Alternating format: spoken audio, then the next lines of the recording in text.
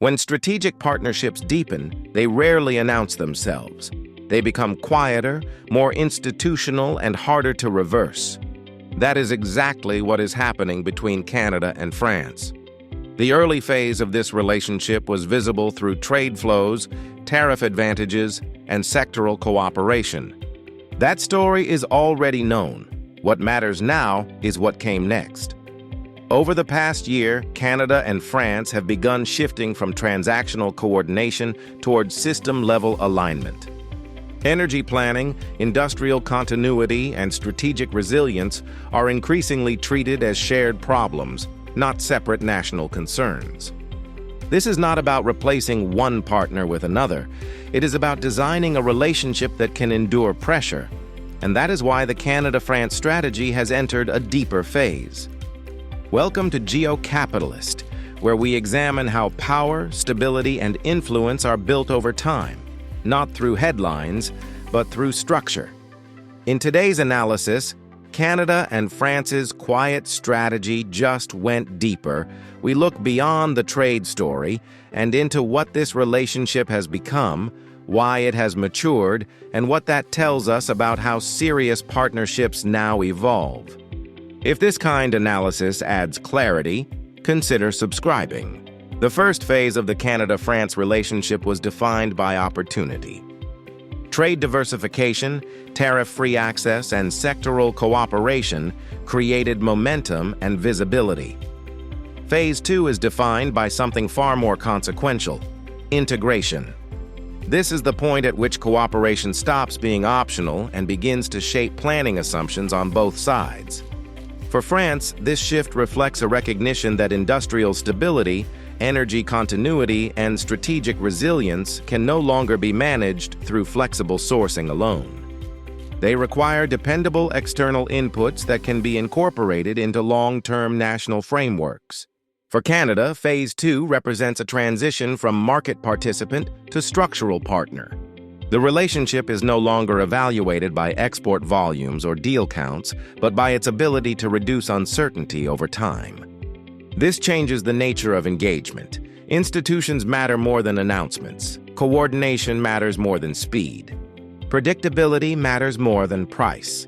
What emerges is not a partnership designed for growth cycles, but one designed for constraint. Phase 2 is where trust becomes operational. It is where planning horizons extend, risk is shared implicitly, and reversibility declines. This is the stage most partnerships never reach. Canada and France have now entered it quietly and deliberately because the conditions around them made superficial cooperation insufficient. Phase 2 did not emerge because the partnership was successful. It emerged because the environment around it became less forgiving. Across Europe, planning margins narrowed. Energy systems hardened, industrial flexibility declined, and strategic autonomy shifted from aspiration to necessity.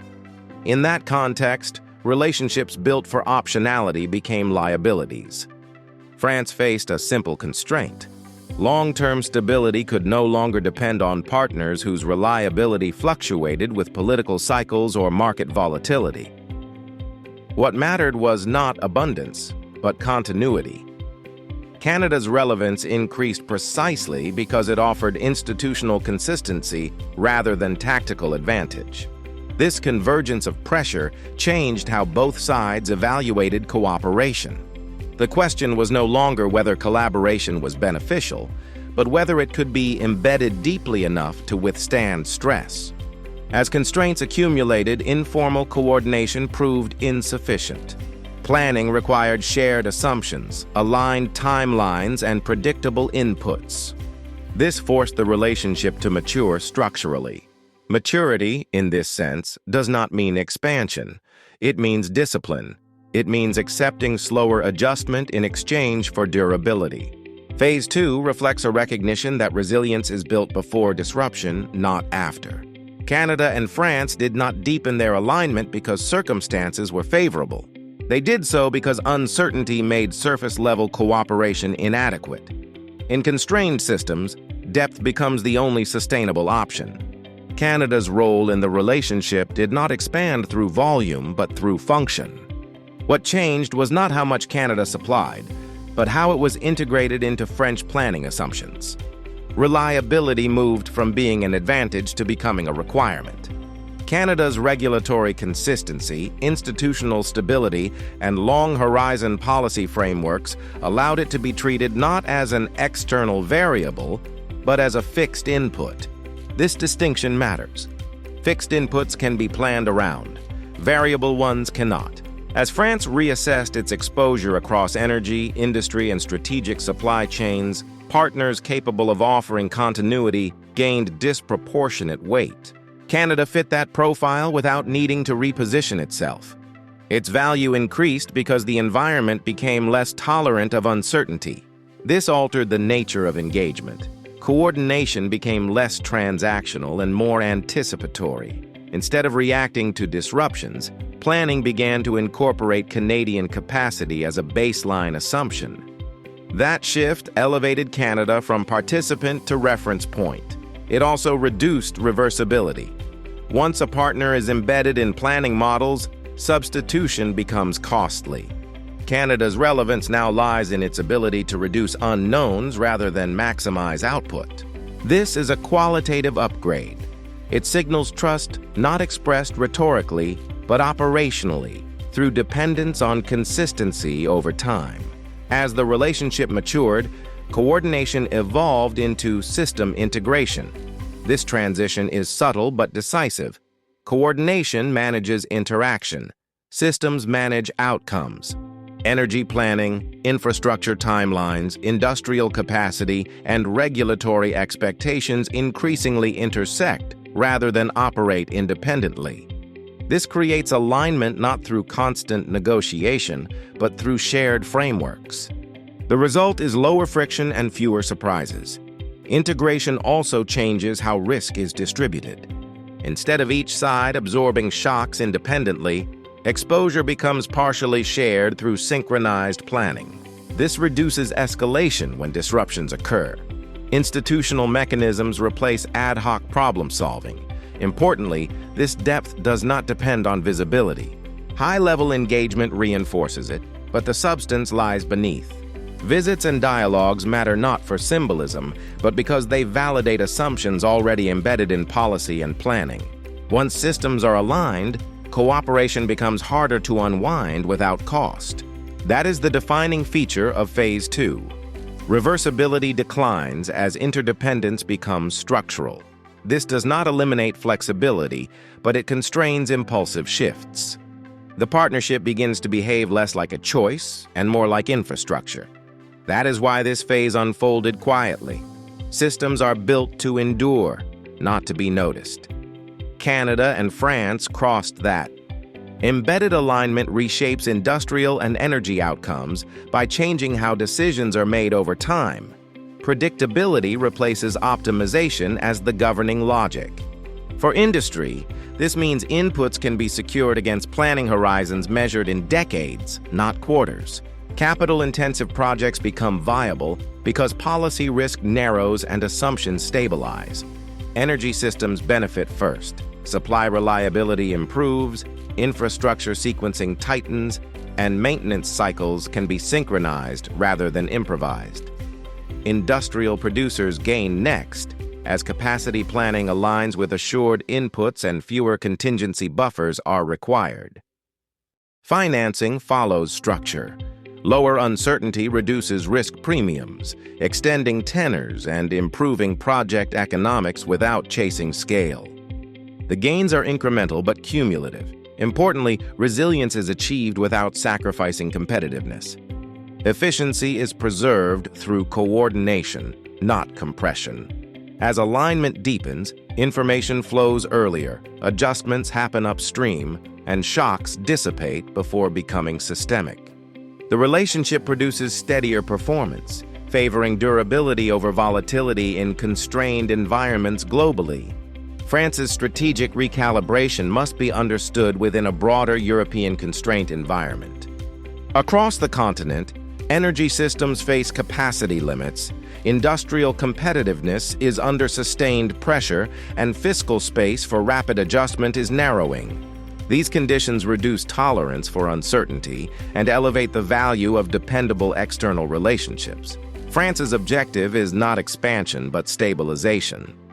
Acting as an industrial anchor within Europe requires access to inputs and partnerships that reinforce planning discipline rather than introduce volatility.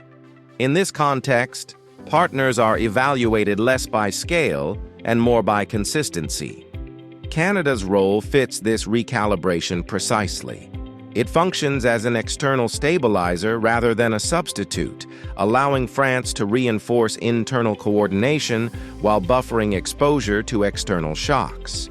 This dynamic reflects a shift in European strategy from flexibility to endurance. As internal margins tighten, reliability becomes a strategic asset. France's engagement with Canada therefore reflects broader continental logic, not bilateral preference. The partnership supports Europe's need to preserve industrial continuity under constraint without overextending capacity. This framing explains why the relationship deepened quietly. In a constrained system, visibility matters less than reliability, and alignment matters more than speed. Phase 2 produces beneficiaries that are visible only over time.